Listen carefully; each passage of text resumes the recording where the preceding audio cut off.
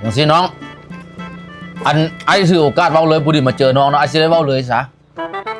อันสิเฮ็ดงานดองให้ลูกสาวแม่มึงก็เบิ่งน้ำค่อยนี่แม่ค่อยสิเว้ากับน้องนี่นะเจ้าก็เว้าไปละแม่เว้าหยังก็เว้ากับน้องหันจะละบ่ค่อยดึกใจเจ้าโอ้ยก็อีปุ้งเดียวหั่นแหละเอาผัวหันสิแม่นผู้ที่3ที่4นี่แหละ4ซัก4คนหลายคนแท้บัดนี้เฮ็ดได้บัดนี้ปีกายปีก้อนนี้มันบ่แล้วย้อนร้านอาหารหั่นค่อยบอกเจ้าบ่ฟังความค่อยร้านอาหารไปเอาหยังของบักแค้วเจิงหั่นบ่โอ้ยค่อยก็สิฮู้สิบอกเขาว่ามันแซ่บว่าซั่นเด้มากลางเต็นท์ก็บ่มีเพดานหญ้าเทียมก็บ่มีเฮาบอกแล้วได้อยู่ในรายการเขียนแล้วเดินไฟให้เฮาก็บ่คักถ้วยบ่วงก็บ่ครบเฮ็ดทานอาหารแนวเด้อนี่นะมันบ่ได้แนวนั้นตั้งเอามานั่งกระโดดเลยแค่อิงก็ง่ายมาปังงางสิ้นความหัวอีนายนั่นน่ะตั้งโดดแล้วอยากบอกว่าร้านอาหารนี่นะแล้วให้เขามีดนตรีพร้อมนี่ซอกให้อายดูโอ้ยไม่ถามถึงคนแล้วนะน้องมีร้านอาหารไอ้ร้านอาหารปลาวานมีไซมีร้านอาหารมีดนตรีอะไร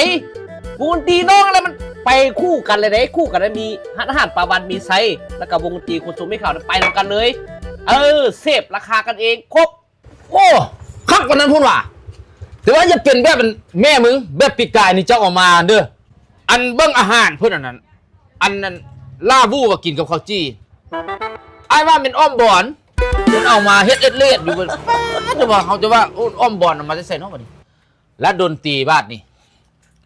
นักฮ้องเพื่อนคือจักจั่นในได้หน้าเลยนะเพื่อนก็ใส่สิ้นใหม่คักแน่เลยแต่ว่าเป็นร้องเพลงกันตีเอวลันตับมันก็เป็นระเบียบนะเวลาร้องเพลงกับเจ้าสิร้องมันร้องอย่างจะต้องใส่ให้มันสมมาพระควรเนาะอันจะไปใส่สิ้นใหม่เบี้ยงเพลเอวลันตับละเด้งสิมันบ่งามแค่ผู้ใหญ่เพิ่นเบิ่งอ่ะนะโอ้ยมันบ่เป็นเอาสั้นนะร้านอาหารเขานี่มันสุดยอดนะร้านอาหารปลาวานมีไซนะอาหารกระแซบบริการก็ดีดนตรีก็ม่วนไอ้สุดยอดไอ้วงดนตรีคุณโซไม่ข่าวเขานะเป็นอโลอเล่ให้นะมันสุดยอดคำคูณอะไรเบอร์โทรติดต่อเด้ออันสถานที่บ้านด่านซ้างนะเบอร์โทรติดต่อไปนั่น99558853โทรหาว่าเลยสบายไอ้สุดยอดจบซะนะ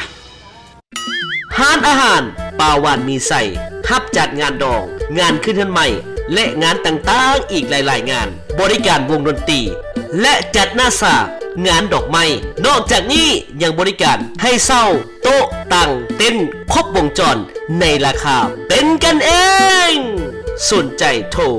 020 9955 5883 9955 5883และ2273 5588 2273 5588กับร้านอาหารปาวานมีไซ